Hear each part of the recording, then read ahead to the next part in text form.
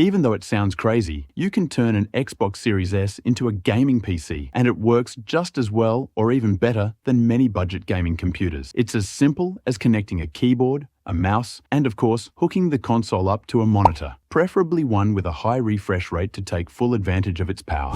And to kick off the video in style, we'll test a game that will show us if the Series S can really be a PC. I'm talking about Warzone. Upon starting a game, we clearly notice that the performance is excellent, which we already know because the console runs this title at 90 to 120 FPS. But what really surprises and delights is that the peripherals are fully compatible. In this case, I used a Yunzi brand keyboard, the B75 Pro model, and a Daru A950 mouse. But don't worry, you don't really need to be concerned about which keyboard or mouse you connect to the console. Any brand will be compatible with the Series S, and you won't experience any delay issues, unlike with the PlayStation 4. Warzone is truly enjoyable because, besides not having to worry about FPS or tweaking graphic settings to improve performance, the experience is identical to turning on my PC and launching Warzone. And yes, call me crazy, I'm not just praising Xbox blindly, but at least on this console, I can pull off some skills.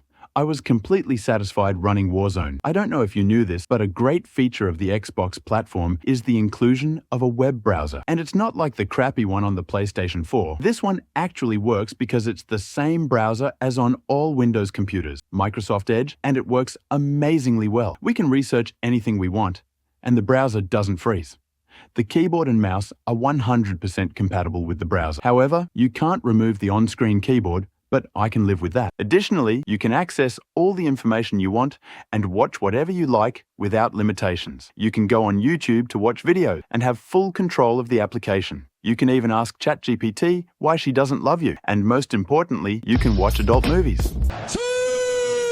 But that's not all, because you can do even more. However, before I show you, I ask that you watch the entire video and subscribe, as we'll be testing the Series S on Fortnite with a keyboard and mouse. When we enter the game, the same thing happens. The performance is excellent, and we don't experience one of the biggest problems of the PlayStation 4, where connecting peripherals causes FPS drops and instability. No, none of that nonsense happens. The experience with the keyboard and mouse is truly incredible, with no peripheral delay, and it feels just like using a regular PC. I would even dare to say that you could completely become a competitive player with the Series S. Because you get 120 stable FPS almost all the time, there are no stutters, and the peripherals don't cause any issues on the console. However, one very important detail is that to use the keyboard and mouse, you must have the Xbox controller turned on. No exception. If you don't, you'll see a message, and until you put batteries back in your controller, you won't be able to use the keyboard. Meh.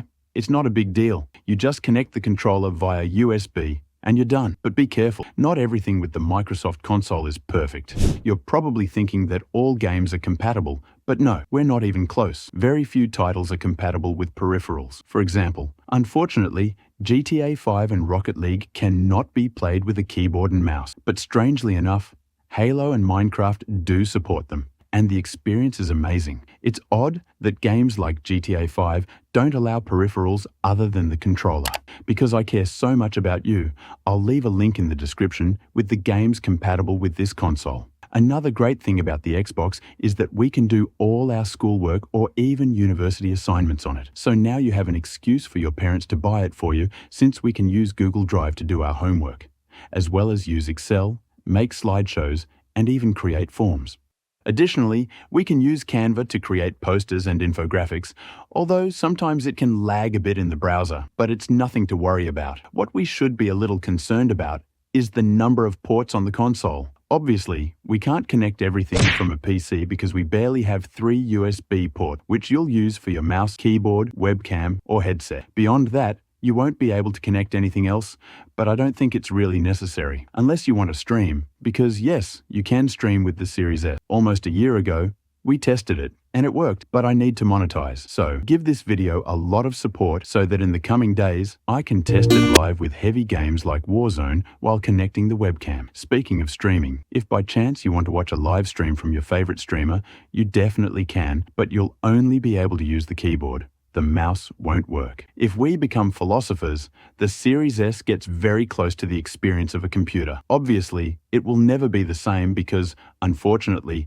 For the moment, we can't optimize video editing, let alone pirate games or open paint. But for its low price, it offers what's necessary because, let's be realistic, it's almost impossible to build a PC that performs as well as the Series S for its price, which is around $250 to $300. Sure, we can build a computer for that price, but there's no way it will offer 120 FPS at the graphical quality that the console does. From what I've researched, the power of the Series S is very similar to an RTX 3050, and a 3050 costs more than $200, more than half the price of the console. Adding to that, this Xbox will last us for the next 4 or 5 years, so we don't have to worry like we do with the PC, where every so often we need to add more RAM or change the graphics card or processor to run a new game.